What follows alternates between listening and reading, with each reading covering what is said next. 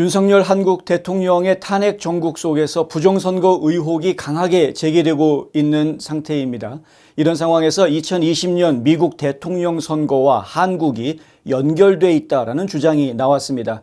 공화당 인사들의 부탁으로 윤석열 대통령 측을 만나고 온 우리 유진철 전 미주 한인회 총연합회장이 오늘 저희 뉴스앤포스트와의 전화 통화에서 바이든을 당선시켰던 2020년 대선 부정선거와 한국이 다 연결돼 있다라고 이야기했습니다.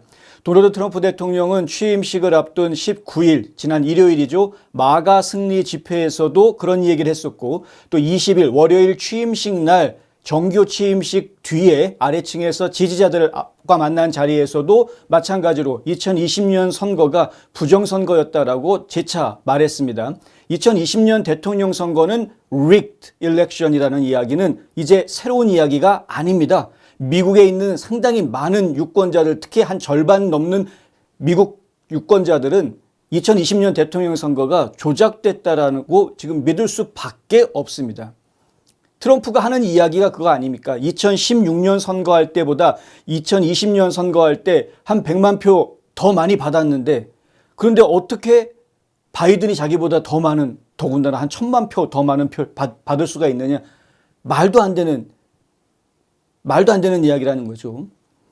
스카이데일리는 윤 대통령의 비상계엄 선포 직후 수원 소재의 중앙선관위 연수원에서 중국 국적자 99명을 체포해 일본 오키나와로 압송했고 그중에 일부는 미국 본토로 압송했다고 보도했습니다. 스카이데일리는 이들이 한국과 미국의 선거에 개입한 사실을 시인했다라고 보도했습니다. 나아가서 또 스카이데일리는 수원 선거연수원에서 붙잡힌 중국인 간첩 혐의자들은 한국과 미국 선거 조작에 개입했을 뿐 아니라 우리나라 댓글 조작에도 관여했다는 자백을 미 정보당국이 신문 과정에서 확보한 것으로 드러났다라고 오늘 보도했습니다. 오늘 여기 보면은 한국 선거 조작 중국 간첩단 분리 수용 해가지고요. 미국과 일본에 지금 나누어서 수용이 되고 있고 이들에 대해서 지금 조사가 진행이 되면서 사실 여부가 좀 파악이 되고 있다라는 이제 이야기들이 나오고 있는 겁니다.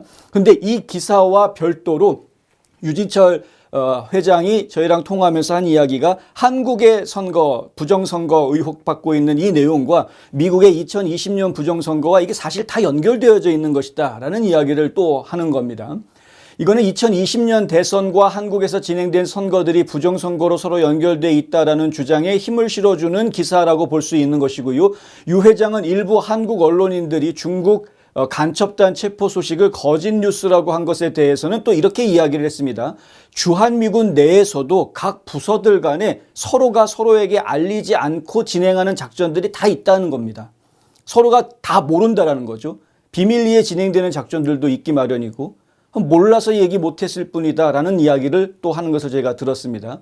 유 회장의 연관성 주장이라는 이 주장이 스카이데일리의 보도 내용과 일치하는 것인지 아니면 스카이데일리가 보도한 것과 별개로 또 다른 무엇인가 인지하고 있는 것인지에 대해서는 저희가 확인할 방법은 현재로서는 없습니다만 하지만 중요한 것은 한국에서 벌어진 부정선거나 미국에서 벌어진 부정선거나 둘 다 중국의 개입이 있었다라는 것만큼은 분명한 공통분모이다라는 거죠.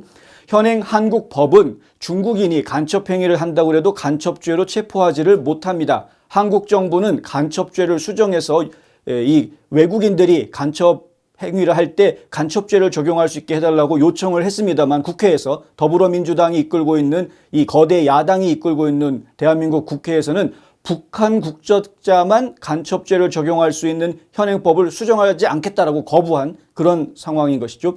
이렇게 거부한 것에 대해서 미국에 있는 전문가들은 굉장한 우려의 목소리를 냈습니다. 전문가들뿐만이 아니죠.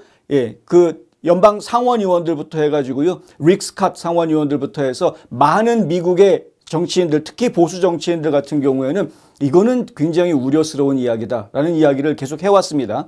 간첩죄를 대한민국에서는 북한 사람한테만 적용할 수 있다? 중국인들한테는 간첩죄 적용이 안 된다? 이거 좀 이상하다. 이런 거죠.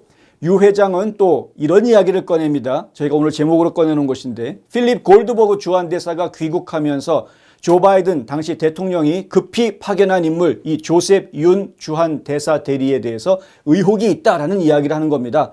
골드버그 전 대사가 실수로 남겨놓은 것이 있는지 확인하려는 차원에서 급한 거 아니냐.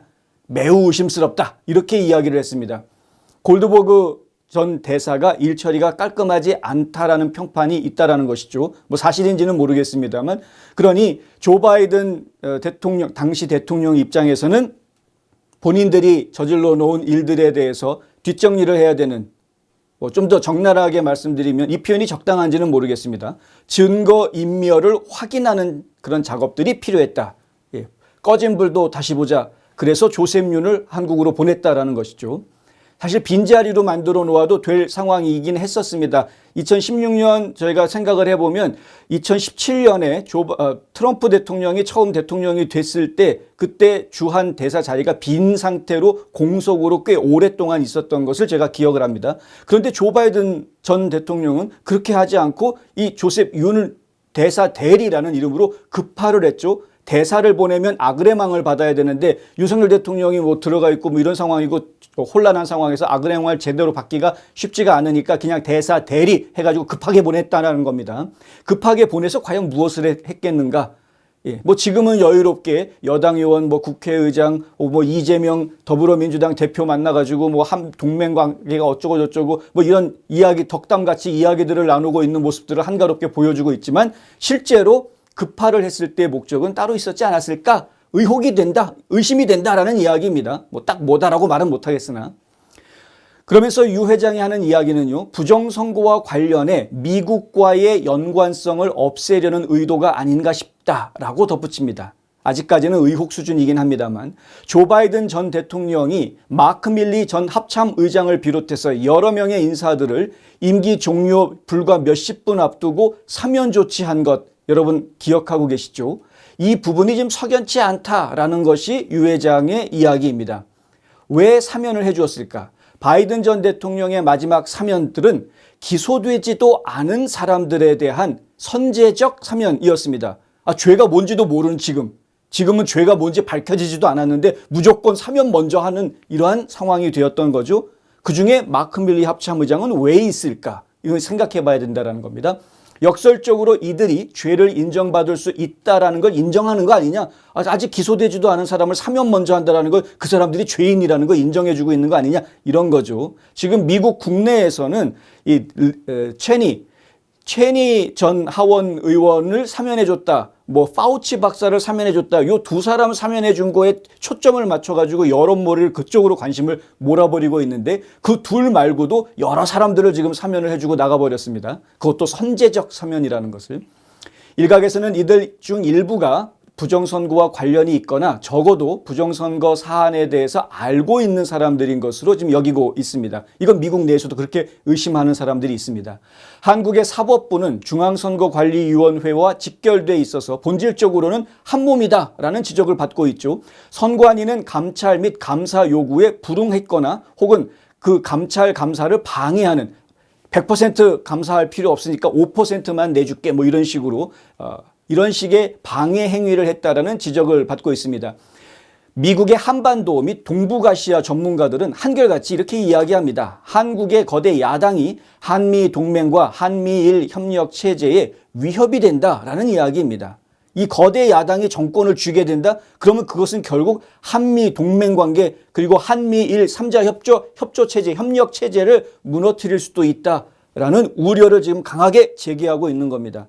그런데 그렇다고 해서 미국이 한국을 포기해야 되느냐? 천만의 만만의 말씀이죠. 미국은 절대 한국을 포기하지 않습니다. 포기할 이유도 없고 포기해서도 안 됩니다. 어떻게 지켜놓은 곳이고 어떻게 지금까지 이끌고 온 관계인데 그걸 포기합니까? 미국은 어떻게든 이것을 회복하기 위한 노력을 펼칠 겁니다.